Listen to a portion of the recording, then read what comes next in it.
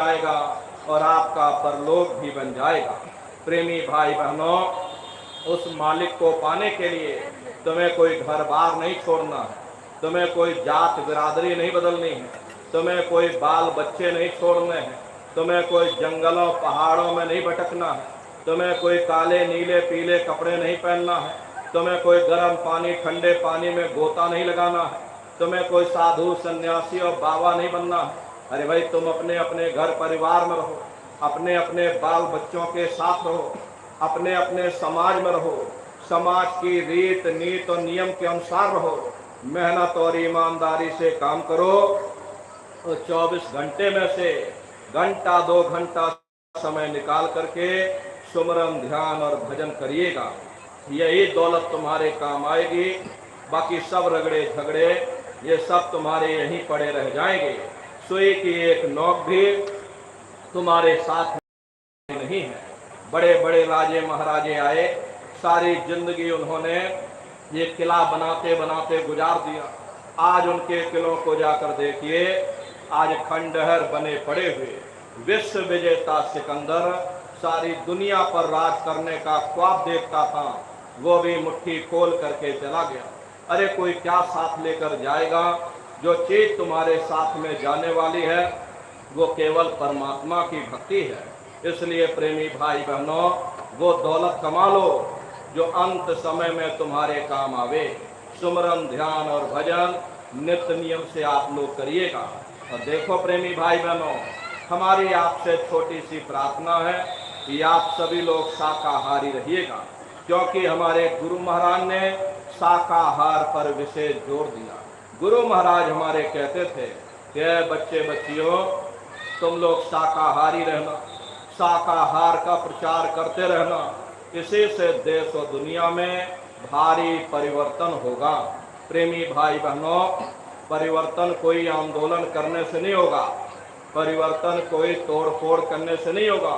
परिवर्तन तब होगा जब लोगों के विचार बदलेंगे, लोगों की भावनाएं बदलेंगी, और विचार जब बदलेंगे जब लोगों का खान पान शुद्ध होगा। देसी कहावत है, वे जैसा खाए अन्न वैसा होए मन। जब इंसान पशुवृत्ति भोजन करेगा तो उसकी बुद्धि स्वतः ही पशुओं जैसी हो जाएगी। फिर जिस शराब के नशे में माँ बहन बेटी की पहचान खत्म हो जाए, उस शराब को पी करके यह कैसे पता चलेगा कि क्या अच्छा और क्या बुरा है। यही कारण है कि आज भर समाज में ये दुनिया भर के अत्याचार और दुनिया भर के व्यभिचार फैले हुए। अरे हम लोग देखिए मंदिर बनवाते हैं, उन मंदिरों में नहा धो करके जाते, कहते भाई परमात्मा के रहने की जगह है, हमको नहा धो करके जाना चाहिए, फूल अगरबत्ती ले जाना चाहिए। कोई उन मंदिरों में कूड़ा कचरा नहीं डालता। अगर तुम कूड़ा कचरा डालोगे तो आपस में लाठियां चल जाएंगी। फिर ये जो हरि मंदिर है, ये भौतिक शरीर जिसे महात्माओं ने हरि मंदिर कहा, अरे इसमें तुम हाड़ मांस के लोथड़े डालते हो, इसमें तुम शराब के कतरे डालते हो, इसमें तुम मुर्गा मुर्गी काट करके डाल रहे हो, इसमें तुम मांस मछली काट करके डाल रहे हो। अपने बनाए हुए ईंट गारे के मंदिर की कदर करोगे और परमात्मा के बनाए हुए इस मानव मंदिर को तुमने जीते जी कब्रिस्तान बना दिया तो सख्त सजा मिलेगी।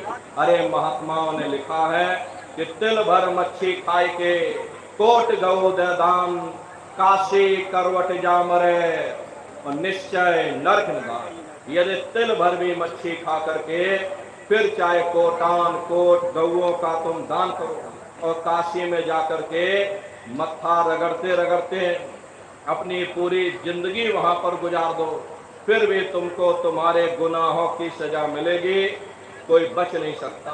क्योंकि ये कर्म भूमि है, यहाँ तुम जैसे कर्म करोगे वैसा फल तुमको मिलेगा।